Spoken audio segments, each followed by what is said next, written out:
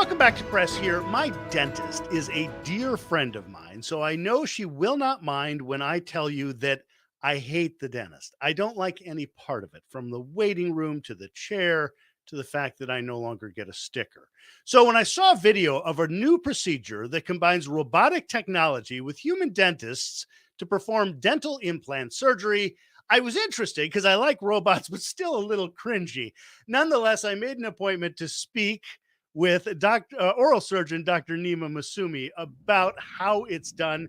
And you'll notice I'm doing it from the safety of my home studio. Although I've read your review, sir, and even the people who are very uncomfortable with the dentist still seem to like you.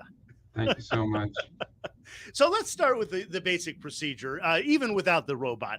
What is it? You're putting a rod in the gum so a new artificial tooth can be placed there. Is that the right procedure? Yeah, so it's basically a titanium screw, if you want to put layman's terms, but it's a titanium screw that goes into the jawbone. It's the same material that's used for hips and knee replacements and others, and it's supposed to mimic a root of a tooth, and so that's what they refer to as a dental implant. Makes sense. Now, with this, that we've been doing this for years, right? But how does the robot help you do this? Well, I mean, in the old days, this technology has been around. Implants, dental implants themselves have been around for at least 20, 30 years now. And the initial method was just a freehanded. You'd kind of be eyeballing where you would think the implant would need to go. But now with the robotic technology, we're able to precisely place the implant where it needs to go based off the 3D rendering. We call it CT scans or CBCT. We're able to tell the robot, okay, this is exactly where I wanted the dental implant because a tooth or a crown is going to go on top of this implant at this location.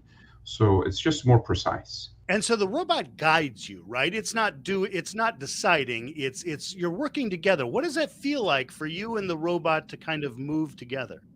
Well, honestly, I mean, FDA is never going to approve a fully automated robot where you just kind of press a button and then the robot goes across the hall and does surgery on you. It's basically guiding us. It's robotically assisted, and that's true with all robotic devices in medicine. Da Vinci robots, the Mako robot, they're all basically assisting the surgeon in doing it.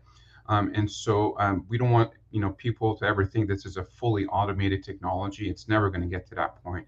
It's always assisting us and guiding us with regards to where the surgery should be going.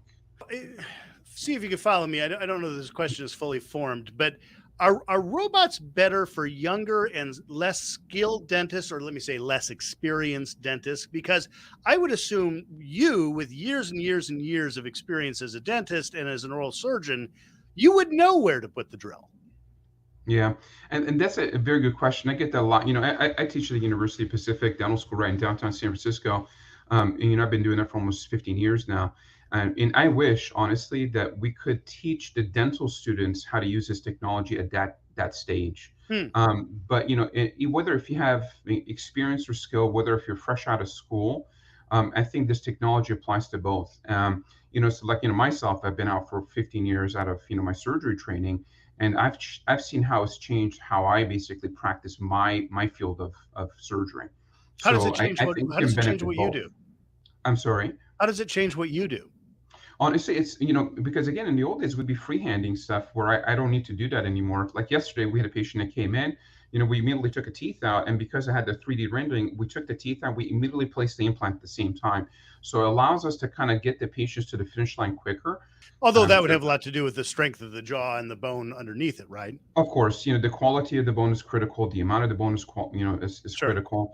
But then also the location of where that bone is really makes a big difference sure. when we're screwing a titanium screw into someone's jawbone. Sure.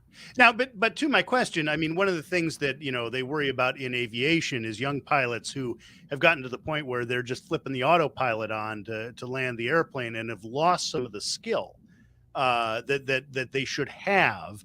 Mhm. But you're saying that this is a combination of robotics and skill. Exactly. And you have to think of it as an adjunct, honestly. We still want, we still teach our students how to do this type of surgery without robotics, Yeah. right? You still have to have the basics down. It's just another way to kind of really help you become more precise, right? With the surgery itself. So we're not ever going to just be fully robotics only.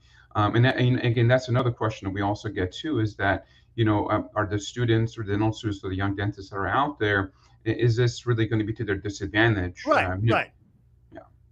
Okay, but you're saying it's not. It's something that it helps improve their skill as well. No, absolutely. Okay, okay. One of the biggest things that we see is well, we have to redo or take implants out because they were not placed in the right position or direction. So I would prefer not to see any of those what we call redo procedures, where the implant's placed in the position where it's supposed to be. Hmm. So I hope, what we call redo procedures, the percentage drops if we're using guided technology to reduce that. Now, I would assume this robot costs some money. Are you adding a charge to that? Is my insurance going to Yeah, cover of course. this? Yeah, and just like even in medicine, it's the same thing. If they're, guiding things, there's always an added charge. But even prior to the robotics, one level up from freehanding is where we basically use surgical guides. And so there is already what we call a guided fee, where we're guiding the implant Hmm. into the right position. Of course, there's going to be always a little bit added cost, but when we go back and take a look at like the risk of complications or the risk of redoing an implant, it actually makes sense to spend a little bit extra to make sure that the implant is placed precisely, so we don't have any issues down the road, which again would cost the patient more. Oral surgeon Dr. Nima Masumi, thank you for joining us this morning. You can see the receptionist, and we'll see you back here in 6 months. And Press Here will be right back.